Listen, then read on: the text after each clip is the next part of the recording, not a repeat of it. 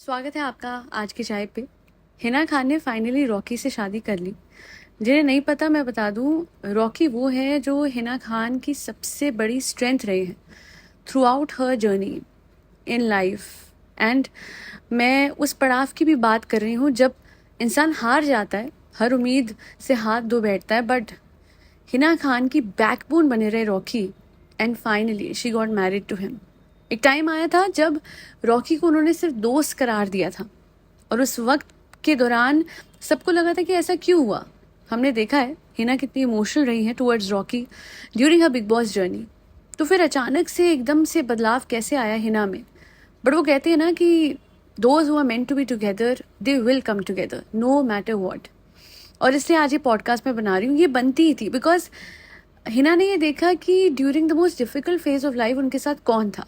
कभी कभी हम लाइफ में गलत डिसीजन ले लेते हैं, कभी कभी हम सोचते हैं कि नहीं, हमें और बेहतर इंसान मिल सकता है, कोई लुक्स में, कोई इनकम में, कोई किसी और बात में। पर हिना को समझ में आया उनके कैंसर की जर्नी के दौरान कि Rocky loved her no matter what. Hina की जर्नी को देख के लगता है कि हाँ, एक पॉजिटिव जर्नी इसे कहते हैं। अपने फादर के जाने के बाद, जी हाँ, जब हिना के फादर नहीं रहे, उस टाइम से इस टाइम तक हिना ने सिर्फ मुश्किलें ही देखी हैं। घर की ब्रेड विनर हिना खान थी, आपको पता है हिना खान है। एंड जब उन्हें कैंसर हुआ तो हिना के दिमाग में इमिडिएटली आया हुआ कि आगे होगा क्या उनके परिवार का, उनकी मम्मी का, उनके भाई का। एंड इसी वजह से इवन ड्यूरिंग कैंसर उन्होंने काम करना बंद नहीं करा। मुझे तो लगता है डबल काम करा, कोलैबोरेशंस पे कोलैबोरेशंस करी। आसान नहीं होता।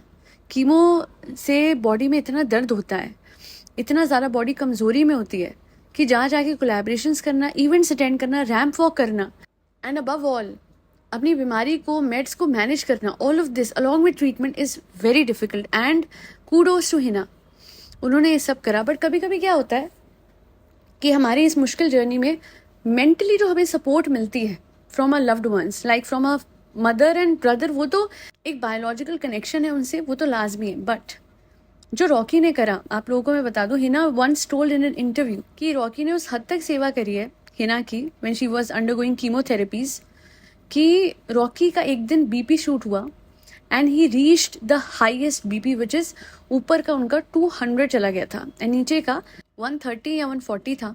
इतना जरूर बोलूंगी कि इस घोर कलयुग में ओल्ड स्कूल लव नहीं है। हार्डली ही कोई कपल सरवाइव कर पाता है द टेस्ट ऑफ टाइम। यानी जब बुरा वक्त आता है, बहुत लोग अपनों को छोड़ जाते हैं, रिलेटिव्स छोड़ देते हैं, खून के रिश्ते छोड़ देते हैं। रॉकी तो खून का रिश्ता भी नहीं था। हिना कह चुकी थी कि ये तो मेरे दोस्त जैसा है, हमारे बीच में ऐसा कुछ है नहीं। अब फिर सोचने वाली बात यह है कि फिर क्यों करेंगे रॉकी हिना की सेवा। बट जो सच्चा दिल से प्यार करता है ना, वो कुछ नहीं देखता, वो सामने से प्यार वापस नहीं चाहता। वो सिर्फ चाहता है कि जिसे वो प्यार करता है उसकी सलामती रहे, वो खुश रहे और वो ठीक रहे। रॉकी ने बिल्कुल वही करा, और इतना सच्चा प्यार था कि आज मेरा दिल खुशी से भर गया जब मैंने देखा कि फाइनली हिना और रॉकी की शादी हो गई। जब हिना को कैंसर हुआ होगा तो शादी जैसा शब्द भी उनके दिमाग में नहीं आया होगा, रॉकी से तो क्या, किसी से भी। और आज उनकी शादी हो चुकी है। क्योंकि एक बात मैं आप सबको बता दूं, every girl out there who is going through a difficult time, मैं बस ये समझाना चाहती हूँ कि हम सब चाहते हैं ना कि हम एक फेरी टेल लाइफ जिए। तो फेरी टेल में क्या होता है, इनिशियली क्या होता है, मुश्किलें ही आती है ना, और फिर उस प्रिंसेस के लिए एक प्रिंस चार्मिंग आता है। आई नो हम सब इंडिपेंडेंट हैं, हम सब खुश हैं, we are complete in ourselves, but then we all want love. तो कोई भी ये सोच के मायूस मत होइएगा कि हमारी लाइफ में ये नहीं है या वो नहीं है, कि काश हमारी लाइफ आइडियल होती। सबसे पहले तो उतार चढ़ाव लाइफ का हिस्सा है, क्योंकि हार्ट बीट भी ऊपर नीचे होती है तभी चलती है। कभी आपने स्ट्रेट लाइन में हार्ट को चलते देखा है? अगर हार्ट धड़केगा नहीं, ऊपर नीचे नहीं होगा, तो चलेगा नहीं। एंड दूसरी चीज़, there is always a happy beginning. मैं हैप्पी एंडिंग नहीं कहती हूँ, वो एंडिंग भी कैसी एंडिंग जो हैप्पी हो। वो लाइफ ही बहुत खुशहाल होती है जो कि स्टार्टिंग से ही हैप्पी हो। तो happy beginnings are yet to कम।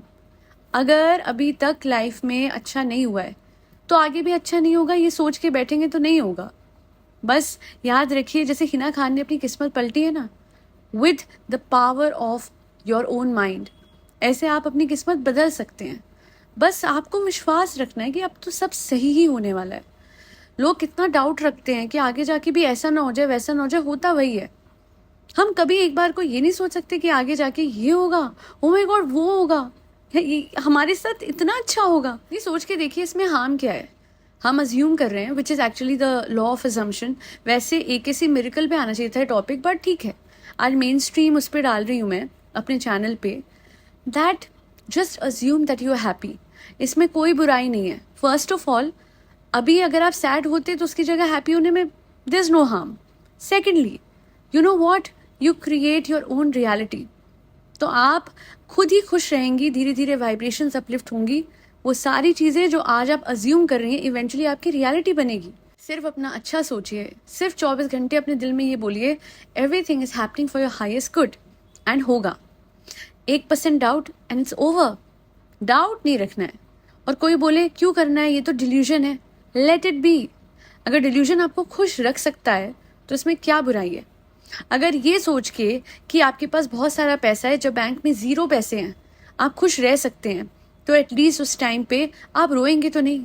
रोने से स्ट्रेस होता है, रोने से तबीयत खराब होती है, पीसीओडी, पीसीओएस और पता नहीं क्या क्या। तो एटलीस्ट मुश्किल के दौर में खुश रह के आपने कुछ नहीं तो स्ट्रेस ही अवॉइड कर लिया। यही सोच लीजिए। और हिना से सीखने वाली बात है कि हाँ, वक्त और सब्र के साथ हम सब कुछ अचीव कर सकते हैं, चाहे वो कैंसर को डिफीट करना हो या एक अच्छे इंसान से शादी। एक लिटरली ट्विन फ्लेम है रॉकी हिना का, क्योंकि जिस तरीके से रॉकी ने हिना की बिना किसी मतलब सेवा की थी, वाइल ही न्यू हिना उनको दोस्त बोल के कहीं ना कहीं साइड हो चुके थे वो, पर उसके बावजूद भी सच्चे प्यार ने हार नहीं मानी। और देखिए आज हिना पहचान गई कि कोई भी रॉकी से बेहतर नहीं है, and it's fine. As humans हमारा हक है ओपिनियन होने का। कभी हमारा दिल किसी से शादी करने को नहीं मानता, बट हमारा दिल तब मानता है जब हमें समझ आता है कि yes, at the end of the day this man is my twin flame, he stood for me no matter what.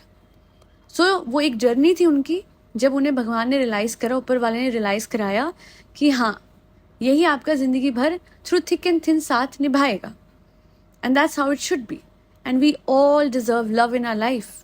तो अगर आपको कभी लगता है ना यार हमारी लाइफ में क्यों नहीं होता, देखो देखो इस सेलिब्रिटी को ये मिल गया, देखो देखो उसको, क्योंकि आप ये सोचो कि क्यों नहीं होता, ये सोचिए हो गया, इट्स डन।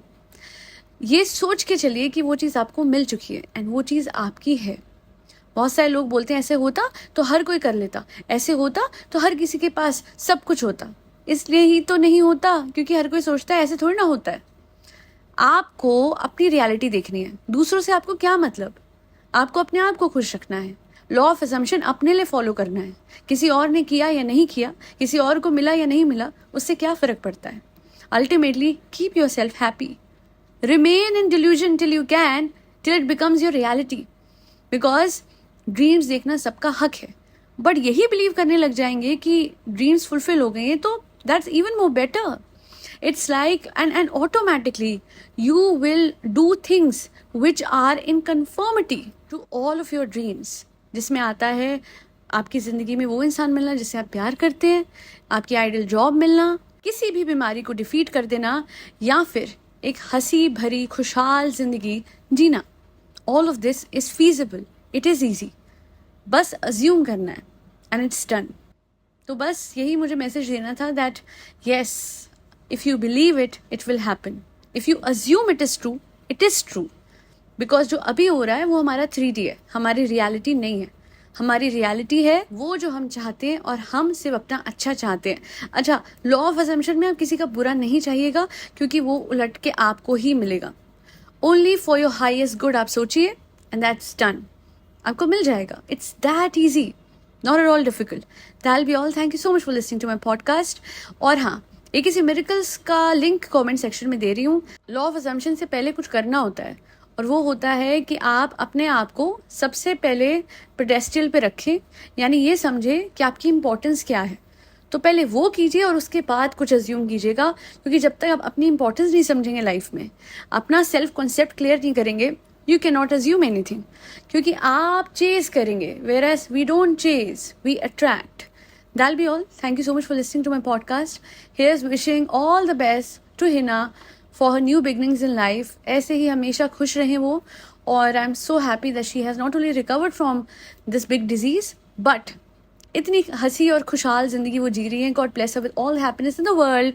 जय श्री राम, राधे राधे, हरे कृष्णा। अरे फरी बच्चे को खाना खिलाइएगा ज़रूर, जिसमें कैट्स, डॉग्स, गौ माता और बर्ड्स सब आते हैं। जय श्री राम, राधे राधे, हरे कृष्णा।